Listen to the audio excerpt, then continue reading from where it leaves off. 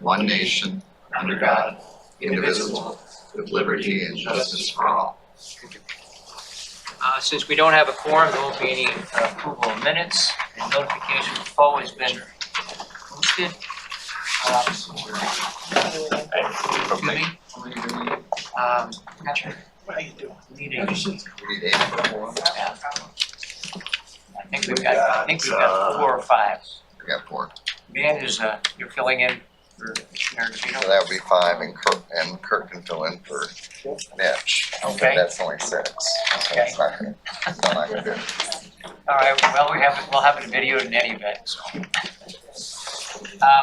Okay. Just a couple of quick items before we get into our major speaker for this morning. Is there any further update anybody has on the discussion about the coordination of public safety, fire and EMS north of the Broad? We got a quick update from Scott Marshall last time. Jimmy, Further you didn't inputs? attend that meeting. No? I didn't attend. I wasn't in that meeting. Well, we can put that to rest if you want to bring it up at the next meeting. Let's just pass it on to the next meeting. All right. Before we have our speaker, why don't we just go around and quickly introduce yourself? A lot of new faces here. So why don't we start over here and just go around the side? Good morning, I'm Charlie Stone with Beaufort County's Economic Development Corporation. Marianne Krieger with the Marine Corps Air Station. Kristen Forbes with the county.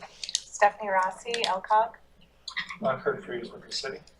Ryan Green with the city of Beaufort. Jesse White, Conservation League. Hank Amundsen with Beaufort County. Noah Krebs, Port Royal. Van Willis, Port Royal. Robert Virgin, Beaufort County. Chuck Atkinson, Beaufort County. Should we introduce ourselves? Yes. Michael Fee, Yes. City of Beaufort. Ed Pappas, Beaufort County Planning Commission. John O'Toole, Beaufort County Economic Development Corporation. I'm Jerry Ashmore with the town of Port Royal. All right, and with that, I'll introduce our speaker here, Mr. John O'Toole Okay. from the Economic Development Organization. With the presentation on the Northern Beaufort Corridor. That was requested, I believe, by the mayors.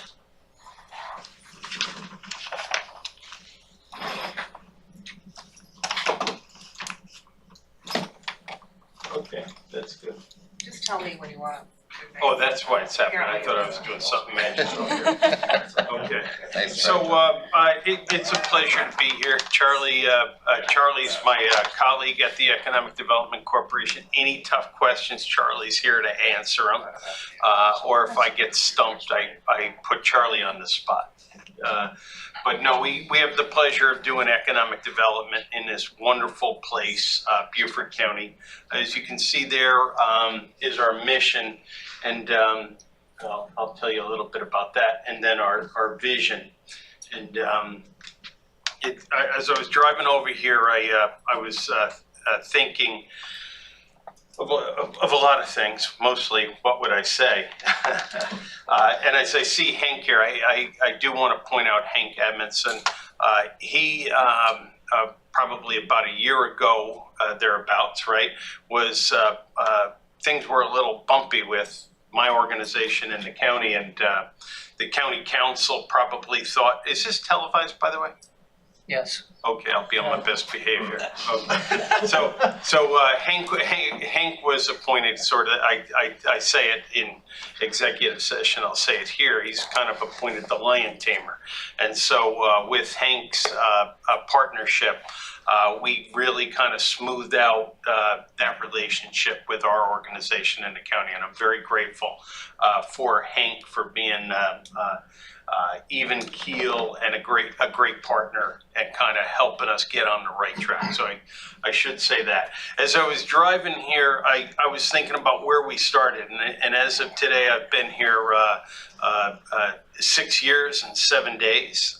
So I just had an work anniversary, and one of the first things I realized as I got here, and people would tell me about this big track up in Yemassee, and the last act of the previous economic development organization was to try to get $27 million to do a mega site.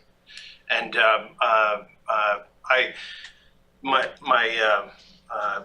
sometimes when I come up with ideas better than I think I can do myself, I give credit to the Holy Spirit. But the Holy Spirit told me that the environment is like the number one spoke. If you have a balanced community, if you have look at a community, and I'll show you kind of the balance wheel I put together. But that number one spoke in Beaufort County is the environment. And so when I market Beaufort, most of it's on a bicycle ride I take on Saturday, and people see how beautiful our area is, and I say, after a tough week, this is what you get to enjoy. Or on a tough Wednesday, you can go enjoy this scene or that scene, and it piques a lot of interest in our county.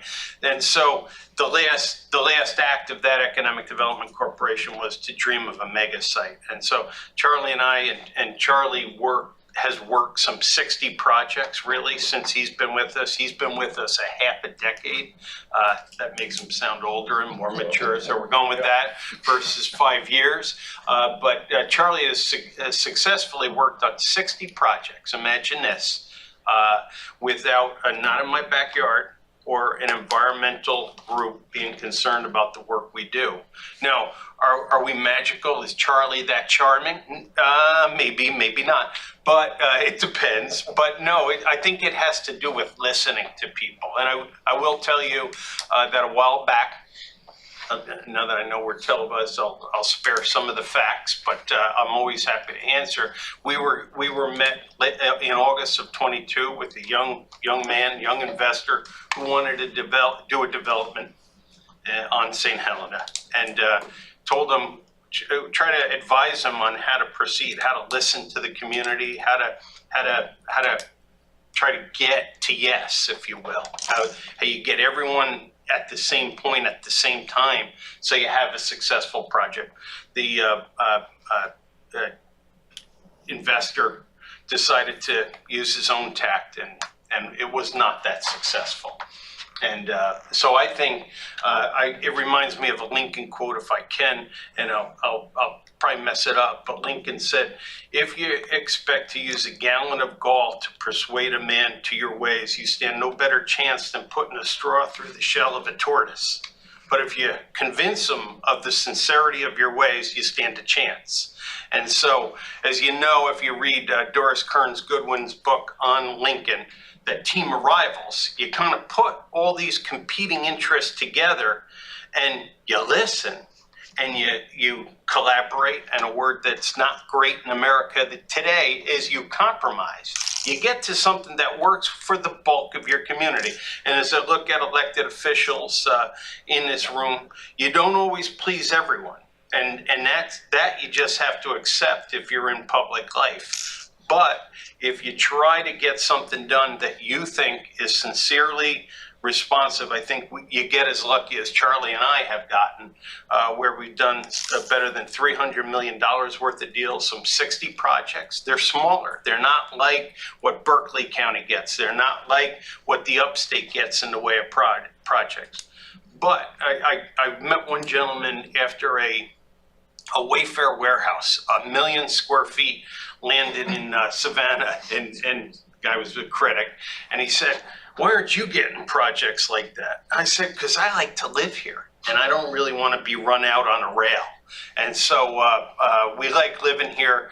And I'll tell you one other thing, and you can look it up. But I was a mayor of a small town in my 30s, and I was hard charging and trying to make a difference. And if you read accounts, you could Google in the New York Times, I ticked off a lot of people.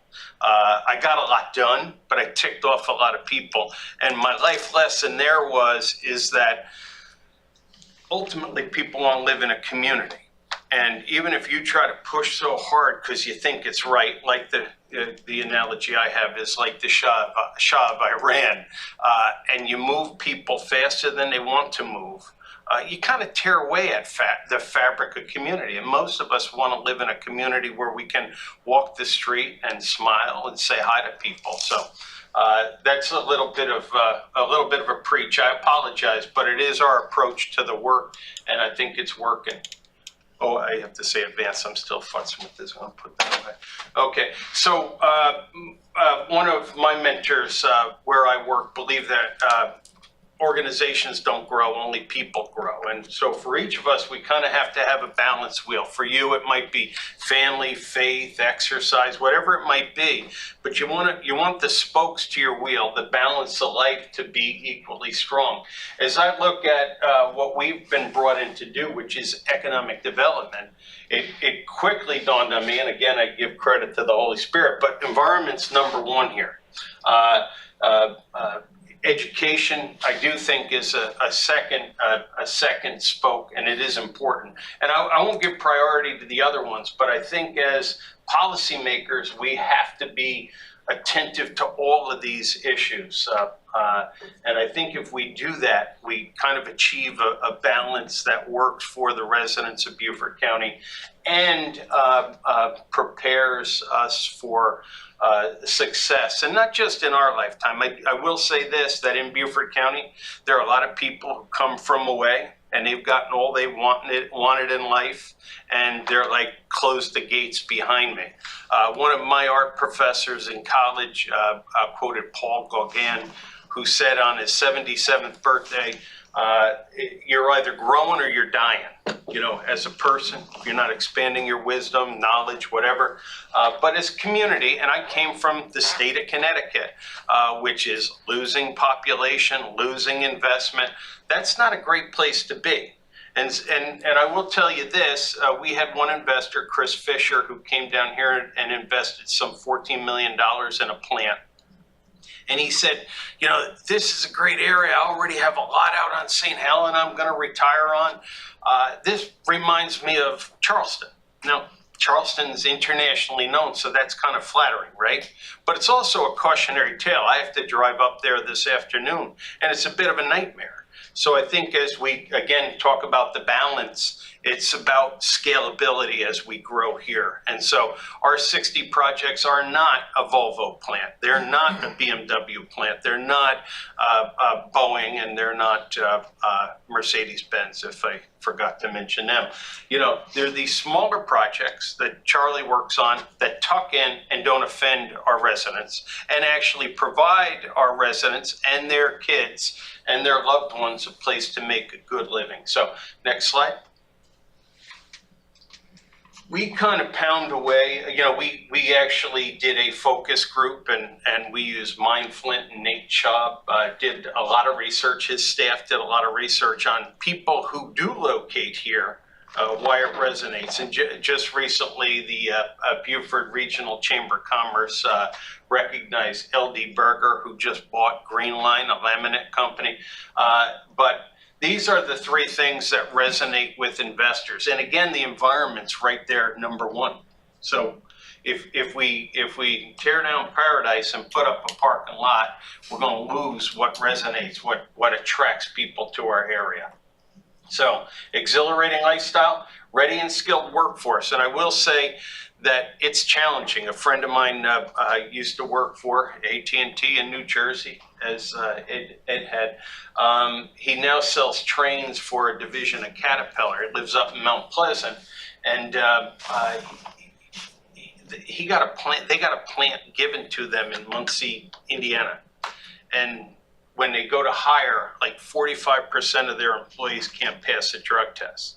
So the fact we have 2,100 exiting Marines each year is our you know, the shiniest lure we can put into water for people who are looking to employ somebody who show up to work on time, follows instructions, and in all likelihood isn't high. And I hate to say that, but that is an issue in states where weed is legal. And if you're working on you know, transportation equipment, you really have to have great people. A great story, Lockheed Martin, which is kind of buried on the military base, employs about 250 people. In one hiring tranche, this is a while back, but they interviewed 30 people and were able to hire 28. That's remarkable. We've been kind of struggling to fill one position in our organization. So the Marines are great people. Charlie Stone is on the base twice a month with the resumes or job openings with employers, and we're trying to make that connection constantly. And then unparalleled support, and this is embarrassing for Charlie, but if you read the blog that's posted on our website, it's like going to the Four Seasons when Charlie's working on your project, and we help people not only in this market, but right now Charlie's working with a company that I met with in the Netherlands that needs cold storage, and he's going to help them maybe locate in Charleston, maybe in Savannah, but that's how our reputation grows. So we try to build on that level of support. And we have incumbent businesses, and I should say, while we focus on the Marines, and a lot of those folks are from anywhere in the U.S., and that's great. That's our shiny lure in the water. But just to give you an example, we've got an aerospace project, employ about 50 people, looking to invest $23 million right near Hilton Head Airport. We'll have a requirement in there that 15% of their employees to get the benefit incentives that the county allows us to offer. 15% of those jobs have to be somebody who lived in the county on the day they started the project. So we not only use the Marines as an attraction, but we're trying to get residents into those jobs so they can benefit as well. And we work really closely with the community that's been here for generations. And so we'll go to the next slide. If anyone has any questions, please ask them, because I'll be quick. These are the sectors that we focus on, and as you can see, they are they won't make a negative impact on the community. Just to give you an example, the colleges are starting to turn out great talent. The high schools are TCL, USCB. So as that pipeline of talent builds, and I kind of look at like the Russian war and the Ukraine as saying that it's telling me that conventional war is not really working out that well for Vladimir Putin. So I would imagine cyber attacks are going to be probably. Hank, you got a script? But thanks for being here, Hank, and thanks for being a good partner. And so, we sent Warren Parker, who has spearheaded cyber in the city of Beaufort. It's been very active. But last January, we funded a trip of his to Israel. And so with a lot of those contacts that Warren made, we'll be following up, especially with what's going on in Israel, to see if they want to use our landing pad in downtown Beaufort as a place to stay active. So these are our sectors. Next slide. We worked with the city of Beaufort up on the second floor, just above the Beaufort Digital Corridor, to build out a landing pad. I've got my keychain on me, but one of the our first tenants was a Japanese company, SkyDrive, that's looking to launch a flying car. Basically a drone that could carry people. And so they took up office there. We have a Vietnamese company that has taken up office, and we now have a Croatian company, Charlie. So it's kind of nice. What I felt when I got here 6 years ago was that it's not just an expression. There is a palpable low country welcome, and I think the landing pad, as we made our way through earlier this month through Norway, Denmark, and the Netherlands, a lot of the companies like the idea of having a place to establish sales, which could lead to a distribution facility, which could lead to a manufacturing facility. And we'll show you some images of the companies we've met with overseas. Next slide. Our board asks us to focus on all of these things, and workforce is not only workforce training, and what we're doing, we're working with TCL on a training center that they're moving forward with, but also workforce housing. I say this, and Jesse's heard me say this. You know, I've seen this community move quickly. I live on Hilton Head, move very quickly to shutter lights that won't distract turtles. I've seen the community, Port Royal, move quickly to protect significant trees in their community, but we have to care about people too, and workforce housing is one of those things. Marketing and attraction, we're constantly doing that. If you don't follow us on all sorts of social media, we ask you to do that. Site development, which I'm going to get into. You're probably like, I hope he gets to what their plans are north of the Broad sooner. I will get there, but I think it's good to see what we do in the context and the mindset of how we approach it. Business retention and expansion. Charlie and I, largely Charlie, we meet with about 70 companies here. As most people who've ever sold anything know, it's easier to take care of the customer you have than the cost of getting a new customer. So we get them here. And then those folks, the way Charlie takes care of them, end up being a lead generator for us, or they vouch for us when we bring in a prospect. And then a lot of what I'm saying probably sounds like this is a lot of fluff, but one of my mentors says that which gets measured gets done. So we have very significant metrics that we aim for. Community engagement, Ed and I were talking earlier. In my experience in Beaufort County, and I probably say this too much, but in the absence of good information, people make up their own. And so we probably err on the side of sharing everything, but it's made community residents less suspect of what we're up to. When you think about, you know, the pressures of people who love the way this area is, and then we're a growth organization, we think it's important that they have comfort with our approach. And then sustainability, and I'll get into that in a little bit. Next slide. These are our metrics. So you can see our board drives us each year, and Van used to be a board member. Now we've got Greg Shelton and Mike McPhee and Scott Marshall are attending currently. But we have job creation, lead generation, and then we actually keep track of all this. So just so you know, each town contributes $40,000 a year to our operation budget. The county gives us $375,000. Hopefully this gives you a sense of how transparent we are. They give us $375,000. So when you look at it, hopefully you're looking at jobs and overall investment and millage that can be created off of our efforts. And you say, it's not just a feel-good thing. It pays dollars and cents to invest in economic development. And then the county also gives us, I'll say 700. So they give us 375 for operations and another $725,000 for site development and for incentives to companies. So county is very generous to us. Next slide. I'll get through some of these. You know, I was speaking somewhere yesterday and it dawned on me, we have probably like 4 breweries looking to expand in our area. Breweries are kind of neat because they're a litmus for an area's health, believe it or not, even though it's booze.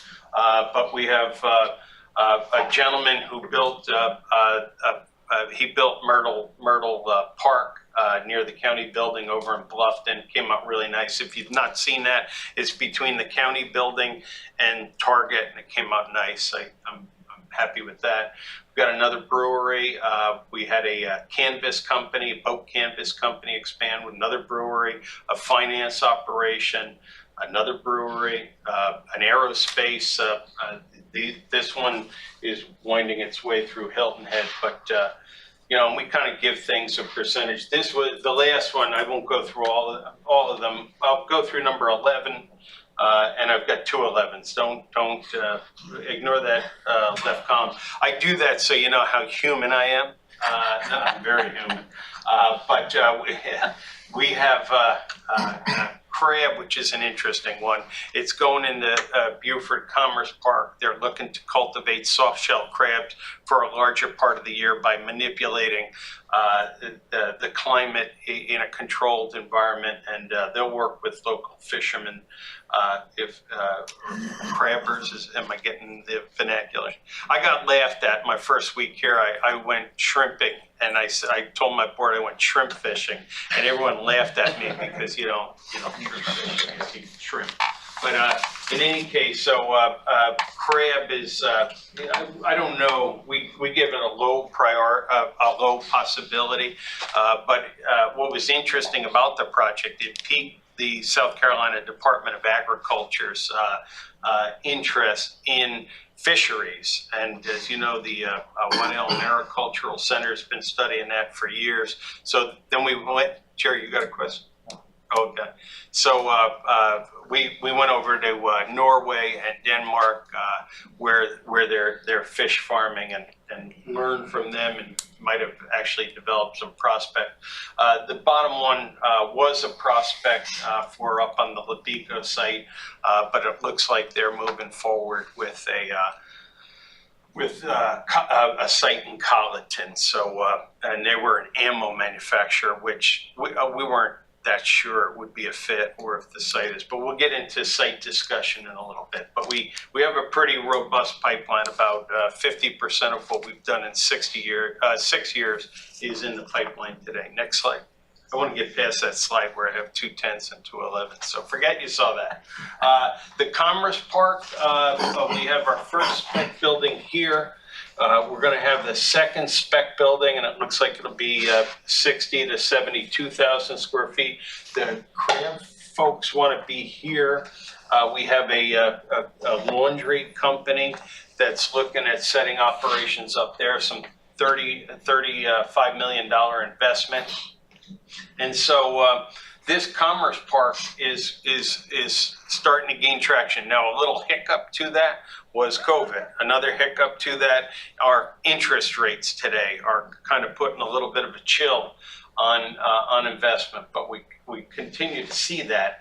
And so with the, I wouldn't say, economic development is not an overnight success. You know, if you've ever heard of the Research Triangle Park in the Raleigh-Durham area, it was an overnight success over 50 years. So people worked on it and then it took off. So, but we are seeing a lot of interest out there, and Charlie's working. Right now we have like 4 prospects that are looking for space in the Commerce Park. So you can see that some 192 acres is going to get filled up pretty quick. And for those of you who don't know where it is, it's out on 21. You make that left at Harris Pillow, just beyond the drive-in theater, and out near the old Parker. This is the old Parker Hannafin building. So next slide. This is that's not a rendering, right, Charlie? That's the actual building. That's a rendering. No, there's a Porta-John there. Well, it's a different color. What? It's a different color. It's a rendering. Okay, that's why I bring Charlie. It looks like a photo though. Thank you. Okay, but this building is built, and so it came out nice. You think they really rendered all those pine needles in there? We're gonna argue all day over these. Yeah, It looks like The that. real one's blue. it is blue. I agree with you there. I think the porch of the road poured down a different. What does the group think? The Charlie Yeah, and we're I. gonna get a vote. Let's take a vote. Who thinks it's a rendering? Thanks, man. Here's an answer. Who thinks it's the real building? And the rest of you are unaffiliated. I got it. Okay. Let's move on. That's too goofy. This is something we have in our product plan. My son actually said it to me, and I said, I gotta keep that. But society grows great when old men plant trees whose shade they know they shall never sit in. And then something I had heard a while ago, you know, when you make decisions, try to make decisions that kind of keep, 7 generations ahead. There's some arguing whether that's really attributed to the Iroquois, but it's still a great idea to have a long look about what you do. So next slide. In our product plan, what we try to do is, because you'll hear a lot about transportation and different things, but we think development occurs best, and hopefully Kurt and Noah would agree, but that it occurs best when you do it at that nexus where the zoning permits it, the communications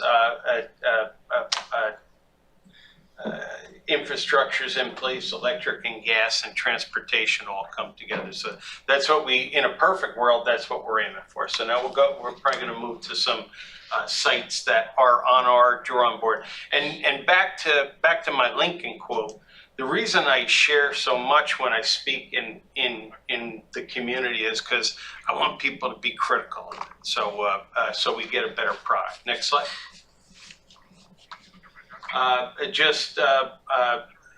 This is, I'm just going to show you different things that we're monitoring. This isn't something that we're going to do right away. The county is working with the Beaufort Regional Chamber of Commerce. Mitch Mitchell's on that committee. Greg Shelton's on that committee. Lisa Phelps is on that committee. So they're doing great work, but they're looking at what could be done there. You know, if, as we're seeing, the Department of Defense is moving a lot of the medical services to the air station, to the training depot. So worth watching. I think this is a great opportunity for Port Royal to be intentional about what it sees developed there. So next slide. And that's not, and I apologize, I just pulled these off of Google. But the Beco chemical site is right here, right, so that's 93 acres. Up in here, Tully Trask has 117 acres. We're working with the Department of DHEC, I'll just say DHEC, Department of Health and Environment. But we are working on a voluntary cleanup contract. This is a very messy project as we're thinking about it, and Hank's working with us on it. And I should say, you know, one of the reasons I give the Holy Spirit credit for my environmental awareness, but Jesse and the folks at the Open Land Trust are how the Holy Spirit spoke to me. But that's the way it works. Pretty high orders, Jesse. That's the way it works. What's that? That's pretty high orders, Jesse. Yeah, well, but environmental groups have done a lot to conserve land up here. So as, you know, we're working with Gerald Dawson and the community and the county council, we just have to make sure that we have realistic hopes of what can be developed there. And because this is north of the Whale Branch, and I do think, you know, for environmental reasons, the county's wisely looking at putting water in there so people have reliable drinking water. I think this project, if you're familiar with the expression, is really about environmental justice, making sure that the people up here have a healthy living environment. But we have to be real careful of expecting, you know, again, a Volvo plant or a BMW plant. It's not going to happen.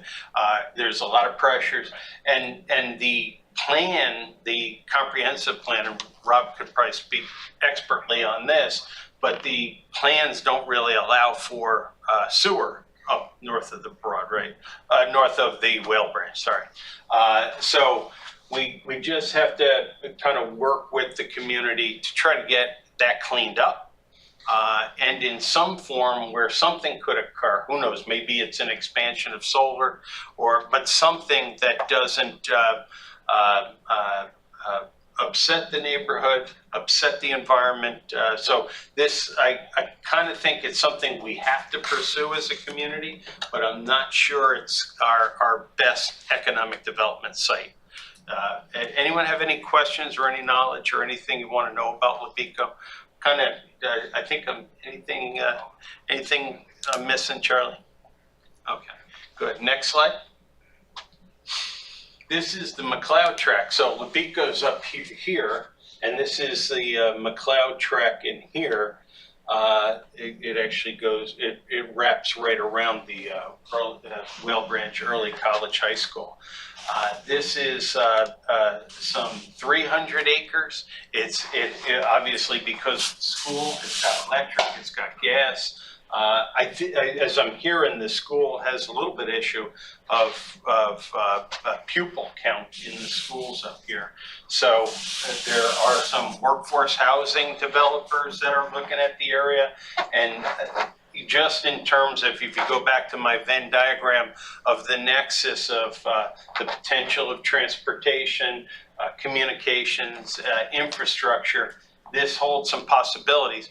The issue had been historically that there was a little bit of a battle, I'll say, between the county and the city, whether, you know, this is going to get annexed. But I think in the era we're in right now, there'll be more cooperation and an opportunity to just have a good conversation about that.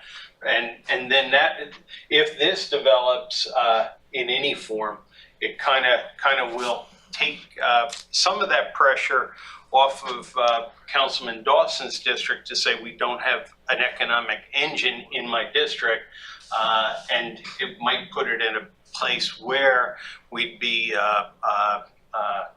more in sync with people who care greatly about the environment. So, next slide. This is just the previous map, but I think this was pulled out for housing, and but there was a meeting yesterday, and a more significant comprehensive plan will be developed. I think that'd be a great thing for your committee to see as that's developing and provide input to. And I think they're planning on planning and staff workshops. But we did meet with the developer, and the outcome was, and Hank was with us, and Scott Marshall were with us, but and Kurt was with us, is that this shouldn't be driven by a developer. It should be driven by the great minds in the planning departments. So more to come on that. It's not a done deal, but I think it's good for your group to hear, for everyone in this room to hear, you know, what we're thinking. Next slide. This is this one. I invite Charlie and Jesse to jump in if I'm messing it up. But Chilton up in Yemassee. So this is really northern Beaufort County, right in here. The previous economic development group wanted to spend some $27 million on, this is called, we call it compartment 80, and this is compartment 90. So they want to spend $27 million there to create a mega site. And there are all sorts of wetlands out there and things like that. And so, you know, if you do a mega site, you're gonna be plowing all that down. Our approach again has been to tuck projects in that fit. You know, for a mega site, you'd have to just level this whole thing, run a railroad track in here, and all of that. With the approach we're taking, you really could just use some of these frontage lots for development and not have to impact wetlands. So here's the thing, Mr. Chilton, Chilton Forestry, or Chilton Investments, a really affluent guy from Connecticut, owns 14,000 acres. He's been working with environmental groups, and you guys correct me, because but right up here, some 4,000 to 6,000 acres have been preserved. This is in, help me out here, this is in Hampton County. This is called Fennel Hill. This is in Jasper County and Beaufort County. It's called War Trail. Now, what's interesting about Fennel Hill is because it's on near I-95. You know, if you're in Hampton, you're thinking, oh my God, we could get another Love's Truck Stop there, you know, or a Red Roof Inn or whatever. You know, so you're thinking all of that. Our environmental friends, who we have been communicating with for 5 of these last 6 years, very, very consistently, say that there's a lot of reason for habitat extension not to develop that. When you get down onto War Trail, it's not only the environment, but now it's War Trail. So there's a lot of war artifacts on that site. And so there's reasons not to develop it. So we're encouraging Hampton County and Jasper County to take, we'll say like 2,000 acres out of the development, out of play for development. And then this yellow is, you know, some 519 acres that our environmental partners have carved out to say, hey, you know what, that could be great for economic development, workforce housing, and then this compartment 80, which has a significant amount of wetlands. I drove the property, gosh, the weeks of blur. I think was that this Monday, Charlie? Did I drive it, or was it? That's a long week. So I drove both of these parcels on Monday, and there's a lot of wetlands on 80, and then you're getting closer to the Ace Basin too. So there, we believe and trust that that's probably not a good area to develop. So what we're telling these other two counties is, forget about this for development. Forget about that for development. So here you got the affluent county telling the economically challenged counties to take those off of your development hopes. And so we're talking about just under 3,000 acres. 500 acres will be carved out for economic development. And we've had this conversation with Joe Passament in the room, Larry McClellan, and Paula Brown at our board level. And we have briefed the committee with oversight over economic development that we plan on developing an a commerce park here that the three counties would enjoy or participate in equally. And so in doing that, we'll preserve some 2,500 acres and then carve out, and this is like loosely drawn, but we have great confidence, and the environmental, perhaps a state land bank, perhaps the Green Penny, will cooperate in funding the cost of a great part of that. So that's kind of something I'm really proud of it, because I would get some people would say, well, why are you working with the environmentalists? They're gonna oppose you because you're working on economic development. Yeah. John, what do you see as a benefit to the counties where you're taking land out of potential for development by them? The underserved economic challenge. Well, probably Jasper County believes that its largest economic development is going to happen down near the Savannah port. So they can't invest all over their county, and they don't have the resources really to buy this land. So if they work with us, they'll participate fully in the Commerce Park. So they'll get revenue there. Gotcha. What'll benefit Beaufort County, hopefully, would be is that the water's probably some $3 million away, so they can apply for rural grants to help us bring the infrastructure to the site, water and sewer.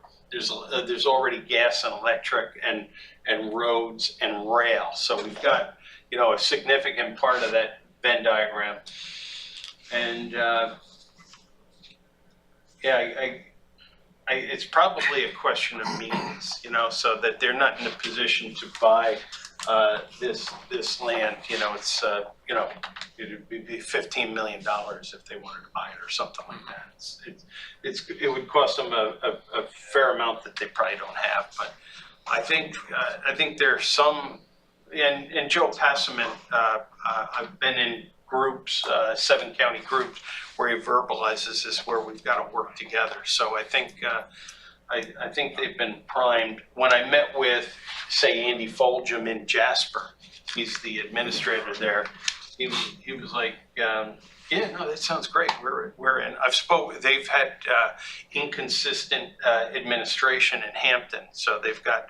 But we have spoken to Heather Simmons Jones, who was the acting administrator, and Noah Alexander, and they're amenable to it at this point. We don't have memorandums of understanding or letters. Oh, I was just going to add that there's potential on Fennel Hill and War Trail and Compartment 80 that the South Carolina Forestry Commission would be the ultimate land holder for the conserved land. And if that's the case, then they would generate 25% of their revenue would go to the school district, which is probably one of the biggest needs in those counties. So it would be an actual workable forest. Yeah. Does that answer your question? Yes, Okay. absolutely. But it's exciting that whereas in 2014, this was like the last act of an economic development group, that by working collaboratively with Jesse's group and other environmental groups, even as they've gotten us in front of the land bank representatives, there's a lot of genuine excitement about this. I believe it'll be a national best practice that you'll see here, where just even the process of communicating with the environmental groups, with people who recognize there's a need for affordable or workforce housing. So it'll take a while. It'll take a while to bring this forward, but it's in the pipeline. And if anyone has any critical feedback, Charlie, myself, Jesse, would be happy to hear you. But next slide. I think you might be free of me soon.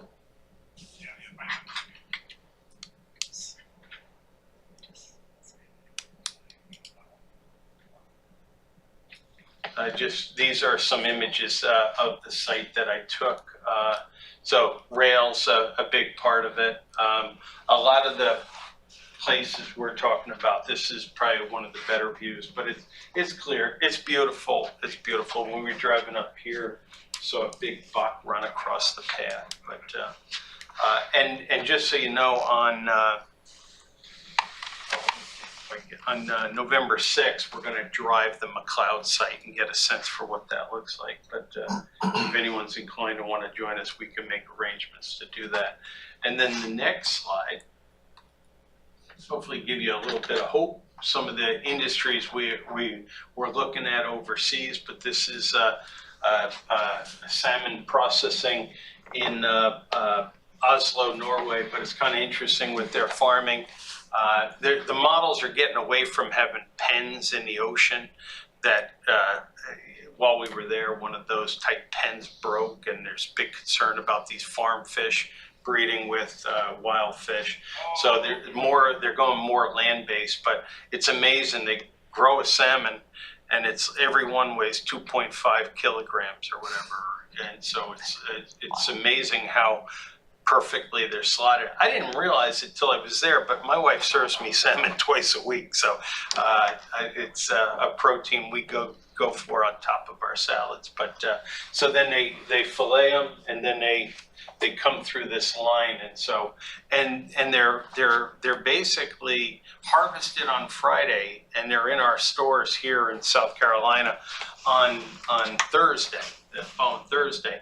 What's interesting, and the Waddell Maricultural Center's done some research on this, but I think according to their website, like 91% of American fish consumption is imported. And 61% of that is from Asia. And it dawned on me while I was there, whether you listen to Biden or Trump, there's probably going to be an emphasis on having more of our food made here. When we were in the Netherlands, we met with these are like modular growing structures. But this gentleman here, he's just outside of Amsterdam. But all of these seeds can be grown from seeds to your table in 3 weeks or 28 days in these grow houses. And this one, his model's kind of interesting. All of the growing conditions would be monitored from this, like, you know, if you imagine like space control at NASA, from Amsterdam. And they would build these right near the Publix, the Harris Teeters, the Stop and Shop, Price Chopper, or whatever. They put it right near the distribution facility, and they would package it and then just put it in the trucks that particular brand did. So they're looking to partner with large retailers, Kroger's and stuff like that. It was interesting, this salmon goes to Gorton's, it goes to Costco. Costco's a huge, I don't go to Costco, but it's a huge distributor of salmon. And then this other company is growing strawberries and lettuce. It's interesting. There are different models out there. There's a couple from Beaufort County that just started one of these operations in Hardyville called Hardy Greens, and it'll be interesting to watch what happens there. But I do think we try to work with industry that's rightly placed here. One of the interesting things we learned while we're over there is that somebody's trying to do salmon in Florida, and it's just impossible. Like they're having trouble getting it cold enough in the facility, so they have losses.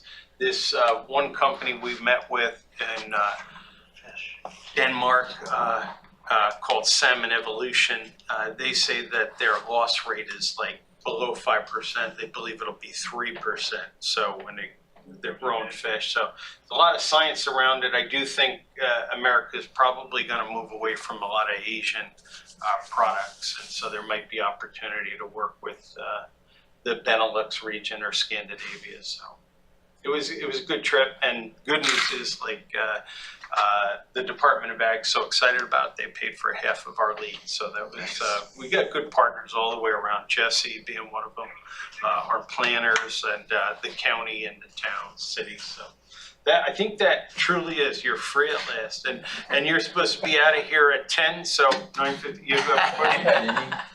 Questions, comments? Local shrimping industry, if you will. I mean, if they contacted you about anything? No. We've been talking to a gay fish company. Yeah. They're looking at investing in some, I think, additional cold storage, and we have sent them a project work, looking to work their project through Department of Agriculture. But I think that's really the main shrimping operation that we've had reach out to us. So, Yeah. but we would love, if Well, we're somebody sitting else on about contact- $2.6 million that's supposed to be reinvested in new dock facility as well as a processing facility. So We could, we met this gentleman in Oslo who we could pitch your project to. So if it's okay with you, in the next 10 days, I think next week's booked for me, but the week of the 6th, if we could put together a package, I think we could pitch it specifically to some investors. well, I think I'm just trying to Cold see if storage. there's any sort of organization locally. I mean, obviously, there was something that came out recently that very little of the local restaurants are actually using local product. Yeah. If it's a lack of production, obviously it's pricing is the biggest thing. Seasons too, right? Aren't seasons an issue? Seasons and consistency and Cold size. storage is, Well, one thing we do better than anybody in the world is local shrimp. Mm-hmm. And more people need to support that. We in Port Royal have supported it.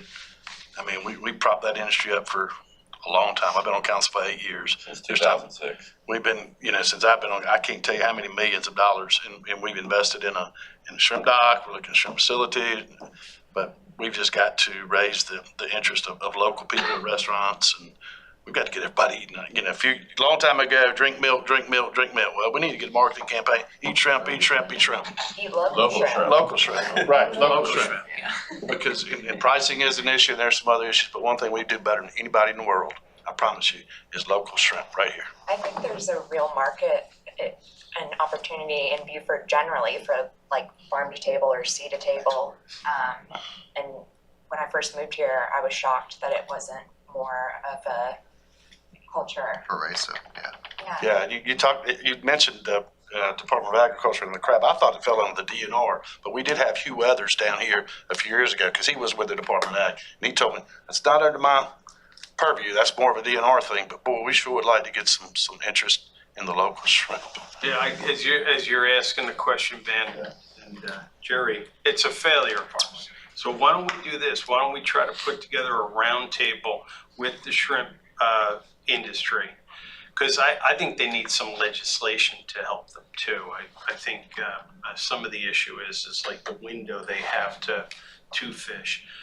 But why don't we put together a roundtable meeting with any of the, it may be at some odd hour, because they may go out there, but let's try to put something together and just listen to the industry, make that contact. Because I know you've been sitting on that for a while, and I think we can listen to what they really need and be very responsive, if you're okay with that. Yeah, a shrimp fishing meeting.